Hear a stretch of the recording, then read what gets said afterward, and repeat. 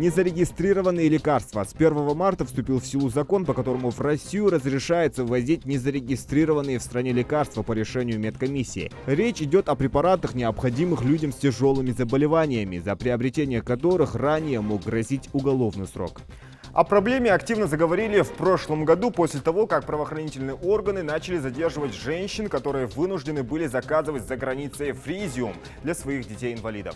Это противосудорожный препарат, который в России не зарегистрирован и входит в список психотропных. За незаконное хранение и оборот таких препаратов в России предусмотрено уголовное наказание.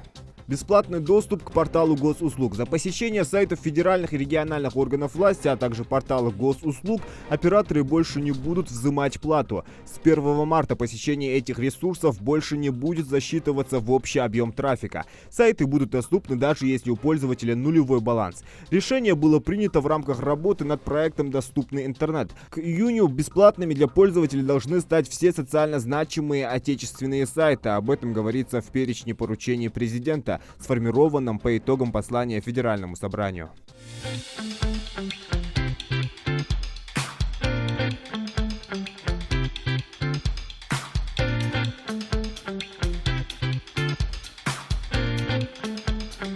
Транспортная полиция разрешат использовать электрошокеры. Применять их можно будет в случае нападений на транспортные средства, объекты транспортной инфраструктуры и находящихся там людей, а также в случае, если нарушители порядка оказывают сопротивление при задержании. При этом документ обязывает сотрудников всегда стремиться к тому, чтобы причиненный при этом ущерб был минимальным. Они также должны будут оказывать первую помощь всем, кто получит в результате применения электрошокера телесные повреждения. Запрещено применять такие средства по отношению к инвалидам, беременным женщинам и малолетним, если только они не оказывают вооруженного сопротивления.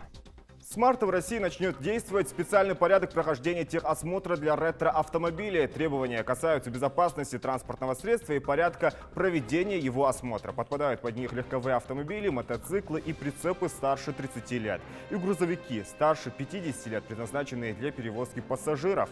При этом не каждый старый автомобиль будет считаться историческим. ГОСТ вводит понятие классического авто. Чтобы считаться таким, они должны будут пройти специальную историко-техническую экспертизу и получить особый паспорт. Адвокатам можно будет платить в зависимости от результатов. В первый месяц весны также начнут действовать сразу несколько поправок в закон об адвокатской деятельности и адвокатуре. Теперь размер вознаграждения адвокату может определяться уже постфактум, в зависимости от результатов, которых ему удалось достичь.